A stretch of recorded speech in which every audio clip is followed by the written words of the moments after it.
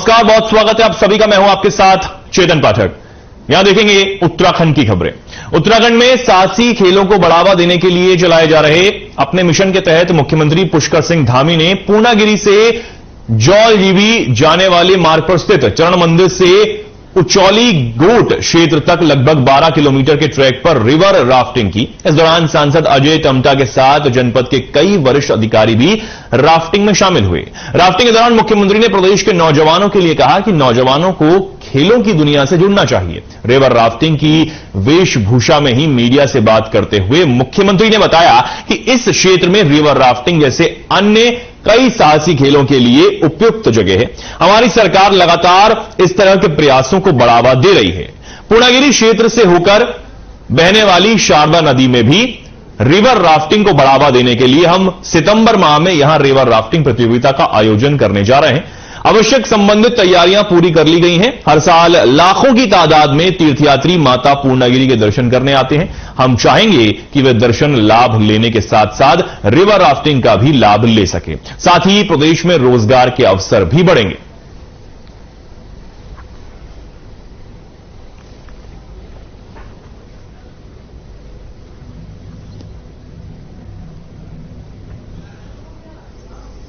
सभी नौजवानों को आज खेलों की दुनिया में आना चाहिए, खेल खेलना चाहिए। पहले के जमाने में ये कहते थे कि पढ़ोगे लिखोगे बनोगे बाप, तो आज कहते हैं कि खेलोगे कूदोगे तो भी बनोगे नवाब। जो हमारे सैलानी वो इसका आनंद ले सकते हैं और ये पूरी तरह से सुरक्षित भी है यहाँ पर, और अच्छा इसको हम लोग और भविष्य में प्रयास करेंगे कि और अच्छा हो, जिससे कि मां पूर्णागिरी के दर्शन करने वाले लोग, सैलानी, आसपास के क्षेत्रों से आने वाले, वो जहां मां पूर्णागिरी के दर्शन करेंगे, दर्शन के साथ साथ इस साहसिक पर्यटन का अंदर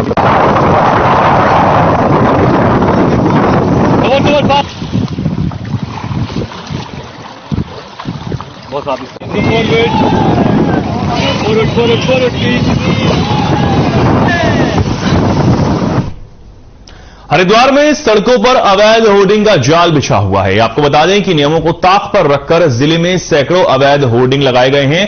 जब इस मामले में पीडब्ल्यूडी के अधिकारियों से बात की गई तो उन्होंने कहा कि उन्होंने किसी को अवैध होर्डिंग लगाने की इजाजत नहीं दी है। अवैध होर्डिंग से कई व्यावसायिक संस्थानों का प्रचार प्रसार भी हो रहा है और प्रदेश सरकार को लाखों के राजस्व का चूना भी लग रहा है।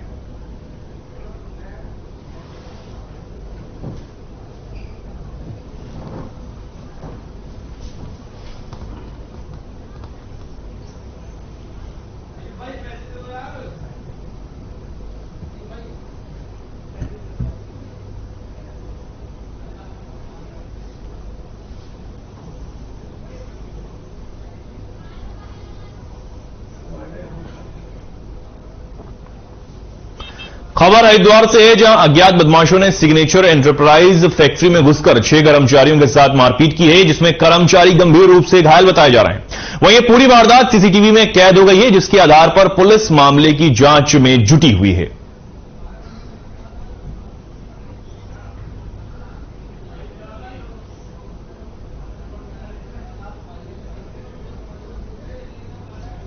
हमारे सिग्नेचर एंटरप्राइज जो इब्राहिमपुर में स्थित है, उसमें कुछ अज्ञात बदमाशों ने गेट खोलकर अंदर घुसकर हमारे वर्करों के साथ मारपीट करी है, बहुत जबरदस्त।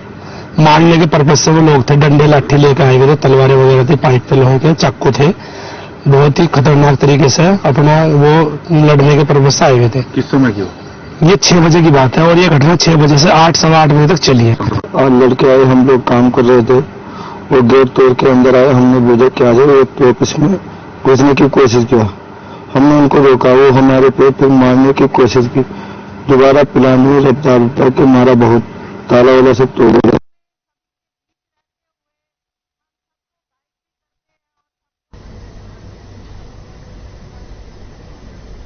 कनखल थाना क्षेत्र में होली के मौके पर बीते बुधवार को युवकों के 2 गुट आपस में भिड़ गए। दोनों पक्षों में तलवारें तक चल गई, कुछ युवकों को चोटें भी आई हैं। वीडियो वायरल होते ही थाना कनखल पुलिस ने आरोपियों के खिलाफ कई संगीन धाराओं में मुकदमा दर्ज कर लिया है। वहीं एसपी सिटी स्वतंत्र कुमार ने बताया है कि कार की पार्किंग को लेकर 2 पक्षों में विवाद हुआ था।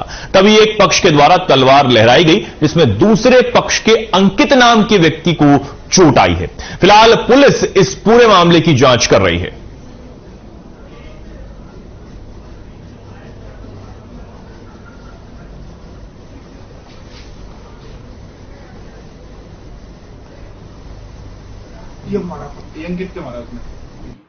ये तलवार लेके जगजीतपुर का मामला है। वहां पे कार की पार्किंग को लेके दो पक्षों में विवाद हुआ था और एक पक्ष द्वारा तलवार निकाल के और लहराया गया, जिसमें दूसरे पक्ष के अंकित सैनी को चोट आई है उसकी उंगली में। उनके द्वारा एक तहरीर दी गई थी जिसमें बलवा और अन्य संगत धाराओं में मुकदमा पंजीकृत कर लिया गया है। हमारी टीम इनके घरों पर दबिश दे रही है और जो भी संभावित ठिकाने वहां पे दबिश दे रही है। जल्द ही इनको पकड़ लिया जाए। उसमें एक अंकित सैनी घायल हुए हैं और जो एक्यूज पक्ष है उसमें 4-5 लोग थे।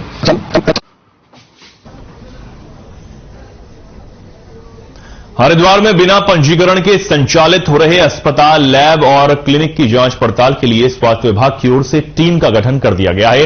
टीम को 15 दिन के अंदर जांच पड़ताल कर रिपोर्ट देनी होगी। उसके बाद आगे की कार्रवाई अमल में लाई जाएगी। हरिद्वार जिले में बिना पंजीकरण के संचालित होने वाले अस्पताल, पैथोलॉजी लैब एवं क्लिनिक की बाढ़ सी आ गई है। शहर के अलावा कस्बों और गांवों में भी इस तरह के क्लिनिक और लैब संचालित हो रहे हैं। अब स्वास्थ्य विभाग ने इन अस्पताल, क्लिनिक और लैब पर कार्रवाई करने की तैयारी कर ली है।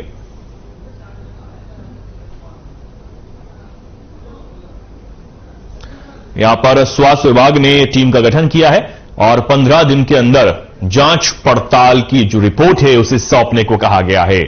अस्पताल, लैब और क्लिनिक की यह जांच की जाएगी, जिसके बाद 15 दिनों के अंदर यह रिपोर्ट सौंपनी होगी।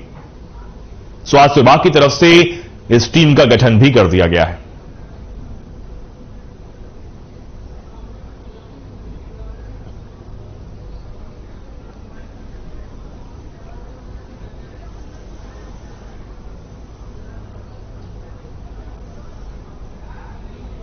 रुड़की के रामनगर स्थित सिविल कोर्ट परिसर में तारीख पर आई महिला ने अपने पति और अधिवक्ताओं पर उसके भाई के साथ जमकर मारपीट करने का आरोप लगाया है।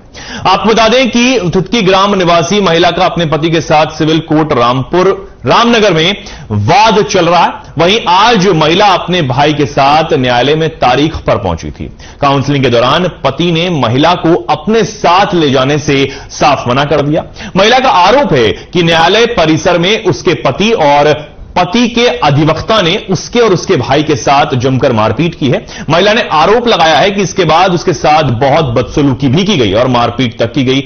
महिला के भाई सन्नी सालार ने कहा कि उसके जीजा ने अपने अधिवक्ता के साथ मिलकर उनके साथ मारपीट की है, जिसके बाद वो जान बचाकर मौके से भागे हैं।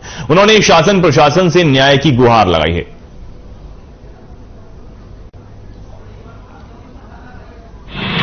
मैं काउंसलिंग करने के लिए आई थी। मेरी तारीख थी आज यहाँ पे अपने पति के साथ हस्बैंड पे। हमारी काउंसलिंग चल रही थी। उसने मुझसे मना कर दिया कि मैं तुम्हें ले जाना नहीं चाहता। फिर उससे बाहर आते उसने मेरे भाई पे हाथ उठाने शुरू कर दिए, बहुत पिटाई की। फिर उसने यहाँ वकील सारे इकट्ठे हो गए। इन वकीलों ने इकट्ठे होकर हमारा पूरा बजाया। हमारे वकील का चैम्बर भी तोड़ दिया, डंडा रख रखा था उससे बजाया। उसके साथ में एक मोटा सा वकील था, उसने मेरे गेर के सड़क पे मेरे साथ में बदतमीजी की है। मेरे मुंह पे लात बजाई, पेट में लात बजाई, मेरे साथ रेप करने की भी कोशिश की। फैमिली कोर्ट में डेट थी तो दोनों पार्टी आई हुई थी और फैमिली कोर्ट से ही जो महिला पक्ष है, महिला पक्ष का भाई शिवानी है उसका नाम लड़की का, और उसका भाई सन्नी और अनंतपाल नाम है उसके फादर का, जैसा कि मुझे जानकारी हुई है। और लड़का है सचिन खोकर जिससे वो ब्याही हुई है शिवानी। तो इनमें कोई पैसों का लेन देन हो गया था, 9-10 लाख रुपए का लेन देन हो गया, कोई कॉम्प्रोमाइज की बात हुई थी। उस बात को लेके इनमें कोई मारपीट हुई। शिवानी और उसके भाई और अनंतपाल ने उस लड़के को वहीं से कोर्ट के बाहर से ही मारना शुरू कर दिया। मेरी बहन का केस चल रहा है इनसे और हम तारीख पाए थे और वे मुजफ्फरनगर के रहने वाले हैं और उनका वकील है मेदार थी वाली। उसने उनके साथ मिलकर हमारे पर हमला करा है और हम जब हमसे जान बचाया तो अपने चैम्बर में भी भाग गए थे। चैम्बर का गेट तोड़ दिया है और तोड़ कर जब हम बाहर काटे को बहुत बुरी तरह हमारे साथ मारपीट। रुड़की में दो परिवारों की होली की खुशियां उस समय मातम में बदल गईं जब दोनों परिवारों के नहाने गए दो युवक गंग नहर में डूबकर लापता हो गए। दरअसल मामला रुड़की का है, जहां सोनाली पार गंग नहर में अलग अलग हादसों में दो युवक गंग नहर के तेज बहाव में डूबकर लापता हो गए। वहीं लापता युवकों के डूबने की खबर सुनते ही परिवार में कोहराम मच गया। फिलहाल कोतवाली पुलिस ने दो दस्तों को पूछताछ के लिए हिरासत में ले लिया है और यहां पर परिवार में कोहराम मच गया है। दो लोग होली के दौरान यहां पर गंग नहर में नहाने के लिए गए थे। जब वो नहाने गए तो वो लापता हो गए, डूब गए, जिसका कुछ पता लोगों को नहीं लग पाया। परिवार तक जब ये बात पहुंची तो परिवार में हड़कंप मच गया और वो परेशान हो गए।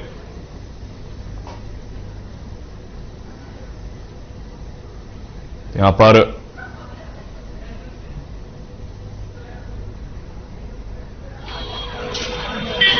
यहाँ पर एक लड़का और तीन लड़के थे, होली रंग खेल के आ रहे थे इधर से पार्क की साइड से और यहाँ पर कूद गया है। उसके दो थे साथी उसके दो, उसके बाद में एक साथी था उनको कूद गया है और उसका पता नहीं चला अभी तक क्या हुआ है।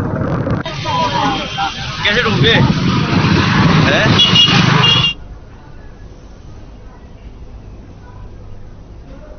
खबर विकासनगर से है, जहां कब्जाधारियों पर अब प्रशासन का शिकंजा कसने वाला है। आपको बता दें कि सालों से यूजेवीएनएल की सड़कों सैकड़ों बीघा भूमि पर कब्जा जमाए बैठे कब्जाधारियों के कब्जे पर लंबे समय बाद आखिरकार विभाग ने बुलडोजर चलाने की पूरी तैयारी कर ली है। उक्त परियोजना क्षेत्र में पहले यह भूमि सिंचाई विभाग के अधीन रही, लेकिन जब उत्तराखंड जल विद्युत निगम अस्तित्व में आया तब यह भूमि उसको हस्तांतरित कर दी गई।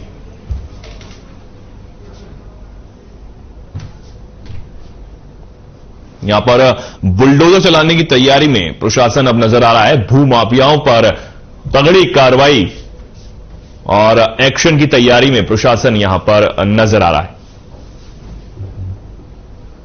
जमीनों पर कब्जा करने वाले भूमाफियाओं पर प्रशासन का शिकंजा कसता हुआ नजर आ रहा है और ताबड़तोड़ कार्रवाई में अब प्रशासन जुटा हुआ है।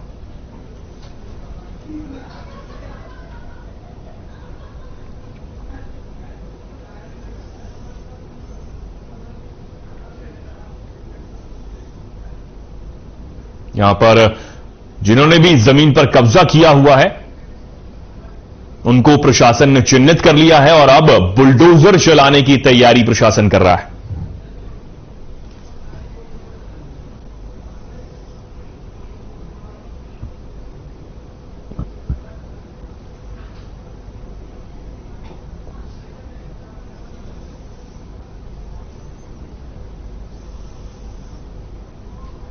खबर काशीपुर से है, जहां भारत विकास परिषद के तत्वाधान में रामलीला मैदान में होली मिलन मेले का आयोजन किया गया है। कार्यक्रम में विधायक त्रिलोक सिंह चीमा, पूर्व विधायक हरभजन सिंह चीमा, नगर की प्रथम महिला मेयर उषा चौधरी, आरएसएस जिला प्रचारक सौरभ जोशी, समाजसेवी आशीष गुप्ता समेत कई लोग शामिल हुए।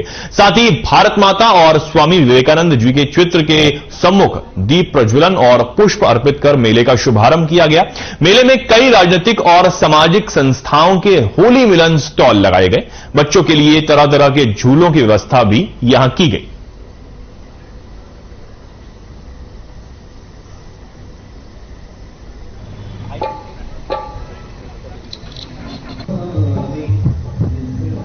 देवभूमि उत्तराखंड के इतिहास में महाभारत काल से ही काशीपुर नगरी का उल्लेख होता है और काशीपुर के इतिहास में करीब पिछले 50 वर्षों के होली पे रंग वाले दिन शाम को पारिवारिक होली मिलन मेले का आयोजन होता है। इस मेले को पिछले 33 वर्षों से भारत परिषद काशीपुर के तत्वाधान में आयोजित किया जाता है। प्रारंभ में ये नगर पालिका में होता था, लेकिन समय के साथ और जैसे जैसे मेले की भव्यता बढ़ती जा रही है, इसे हम करीब पिछले 10 सालों से रामलीला मैदान में आयोजित कर रहे हैं। यहाँ पर सबसे बड़ी चीज है कि काशीपुर भारत का परिषद के तत्वाधान में न केवल परिषद के अलावा और कई राजनीतिक सामाजिक एनजीओ के स्टॉल भी लगते हैं, जो बहुत ही हमारे लिए गर्व की बात है। होली के अवसर पर वैसे तो विगत 50 वर्षों से जो पहले नगर पालिका प्रांगण में एक होली मिलन मेला लगता था, लेकिन विगत 32 वर्षों से भारत विकास परिषद काशीपुर इस मेले का और भव्य आयोजन करती है और मुझे लगता है पिछले 20 वर्षों से रामलीला मैदान में इस कार्यक्रम को आयोजित किया जाता है। प्रतिवर्ष एक नया उत्साह और एक नई उमंग के साथ कुछ आकर्षण पैदा करने का प्रयास रहता है। इस वर्ष इस होली मिलन कार्यक्रम के अवसर पर और अपने कुमाऊं के प्रसिद्ध गजल गायक श्रीमान प्रभाकर जोशी जी जो अपनी टीम के साथ हमारे आग्रह को स्वीकार कर काशीपुर आए। ये कार्यक्रम हमारे काशीपुर में प्रत्येक वर्ष किया जाता है। इसमें हर आदमी, हर व्यापारी, हर उद्योगपति, हर महिला, हर बहन के बाद 2 बजे के बाद नहाने धोने के बाद कपड़े बदल करके स्वच्छ कपड़ों में इस कार्यक्रम में आते हैं और एक दूसरे को मिलते हैं।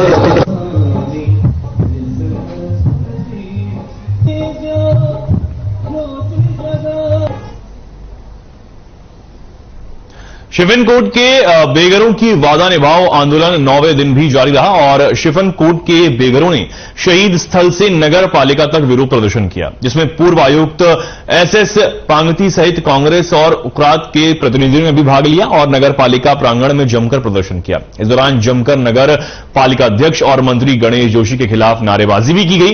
प्रदर्शन के दौरान केंद्रीय प्रवक्ता शिव प्रसाद सेमवाल ने कहा कि जब तक इन मजदूरों को न्याय नहीं मिल जाता इनके आंदोलन का समर्थन किया जाता रहेगा।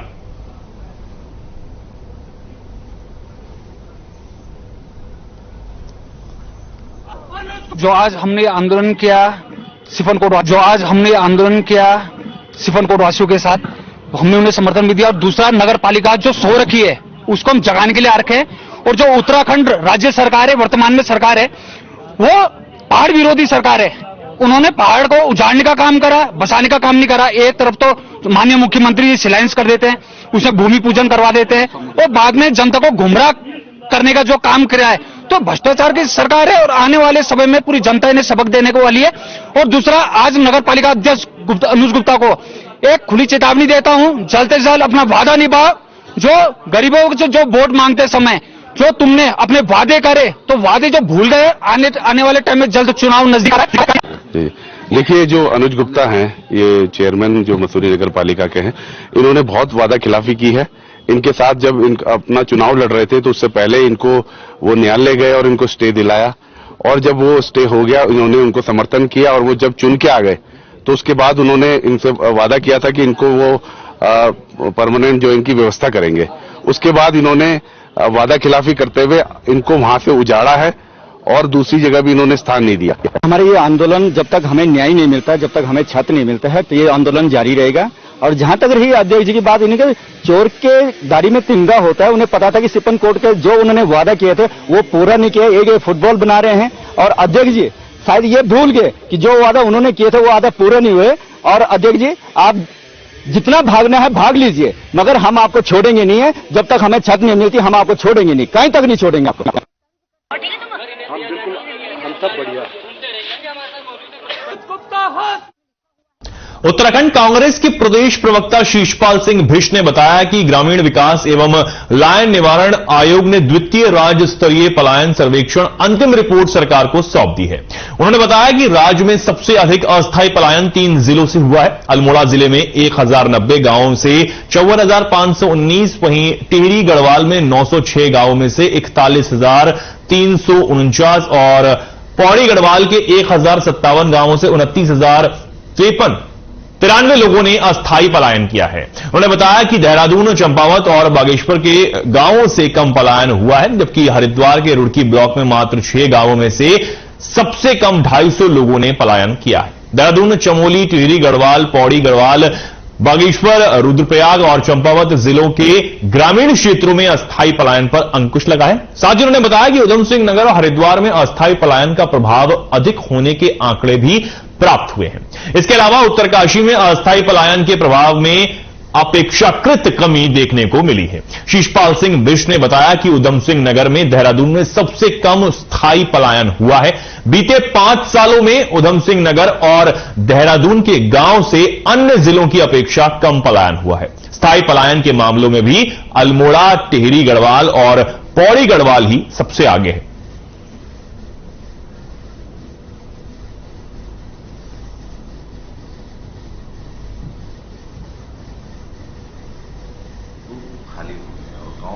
उत्तराखंड राज्य में पलायन एक बड़ी समस्या के रूप में है और राज्य सरकार के लिए बड़ी चुनौती बना हुआ है। 2018 से 22 तक की जो पलायन आयोग ने रिपोर्ट सौंपी है सरकार को, उसमें पौड़ी, टिहरी और अल्मोड़ा जनपदों से पलायन बड़ी भारी मात्रा में हुआ है। यहां से बड़ी भारी संख्या में गांव के गायों मानव रहित हो रहे हैं, जो राज्य के लिए बड़ी समस्या के रूप में है। और पलायन अगर इसी रफ्तार से राज्य में होता रहा तो एक न एक दिन उत्तराखंड में जनसंख्या असंतुलन का भी खतरा पैदा होगा और गांव के गांव जब इसी तरह लोगों से खाली होते रहेंगे तो उत्तराखंड के विकास पर और निश्चित तौर पर जो है सीमावर्ती प्रदेश होने के कारण जो है सुरक्षा की दृष्टि से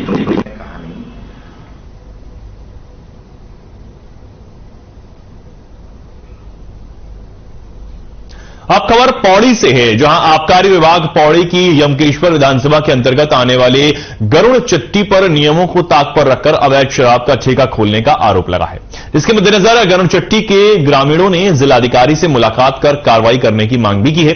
इस दौरान ग्रामीण चंद्रभूषण शर्मा ने बताया कि कोर्ट के आदेशों के विपरीत अब तक गरुड़ चट्टी में शराब का ठेका चल रहा है, जो सीधे सीधे कोर्ट के आदेशों का उल्लंघन है। उन्होंने कहा कि इसी के मद्देनजर उन्होंने जिलाधिकारी पौड़ी से मुलाकात कर इसे पूरे मामले में उन्हें अवगत कराया है। यहां पर अवैध शराब का ठेका खोलने का आरोप लगाया, ग्रामीणों ने आरोप इसका लगाया है और अधिकारी से इस पर तुरंत कार्रवाई की मांग भी की है। तस्वीरें आप देख सकते हैं, जो ग्रामीण हैं उन्होंने अपनी शिकायतें लेकर वो जिलाधिकारी से मिले और तुरंत इस अवैध शराब के ठेके पर कार्रवाई करने की मांग उन्होंने की। और अभी हमने डीएम पौड़ी जो मिस्टर डॉक्टर चौहान हैं, आशीष चौहान, उनके साथ बात हुई है। तो पहले जो कोर्ट के ऑर्डर्स आए थे तो आबकारी डिपार्टमेंट जो कोर्ट के ऑर्डर पे लगातार गुमराह कर रहा था, उन्होंने अधूरे ऑर्डर की कॉपी सबको दिखाई है और जो फाइनल ऑर्डर है जिसमें रिट पिटीशन को डिसमिस किया गया, उस ऑर्डर की कॉपी को छुपाया गया। यहां तक कि joint secretary mister BS Chauhan, मुख्यालय आबकारी देहरादून, उनको भी फाइनल ऑर्डर कॉपी के बारे में नहीं पता था। अभी लास्ट टाइम हमने जो 28 फरवरी को जो हमने वहां पर एक धरना दिया था, उसमें भी सभी लोगों ने ये कहा कि हम आगे इस पे कार्रवाई करेंगे और वहां पर भी अधूरे जो ऑर्डर की कॉपी दिखाई गई।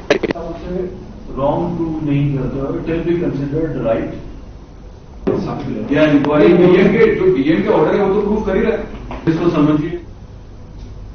वनागिन घटनाओं की रोकथाम के लिए डीएम पौड़ी डॉक्टर आशीष चौहान ने एनआईसी कक्ष में समीक्षा बैठक ली है। उन्होंने ब्लॉक स्तर पर नामित नोडल अधिकारियों और अन्य संबंधित अधिकारियों को निर्देश दिए हैं कि वे अपने अपने क्षेत्रों में निगरानी बनाए रखें, साथ ही जंगलों में आग लगने पर तत्काल कंट्रोल रूम में उसकी जानकारी दें।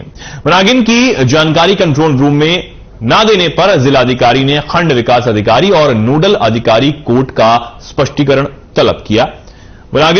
वनाग्नि घटनाओं की रोकथाम बैठक में जिलाधिकारी ने समस्त उप जिलाधिकारी, वन विभाग, पुलिस और ब्लॉक स्तर पर नामित नोडल अधिकारियों को निर्देशित किया है कि वे प्रतिदिन वनाग्नि की रिपोर्ट जिला आपदा प्रबंधन कंट्रोल रूम को प्रस्तुत करें। यहां पर नोडल अधिकारियों को दिशा निर्देश दिए गए हैं, अपने अपने क्षेत्रों में निगरानी बनाए रखने के लिए कहा गया है। डीएम ने एनआईसी कक्ष में समीक्षा बैठक ली है और तमाम मुद्दों पर चर्चा की है।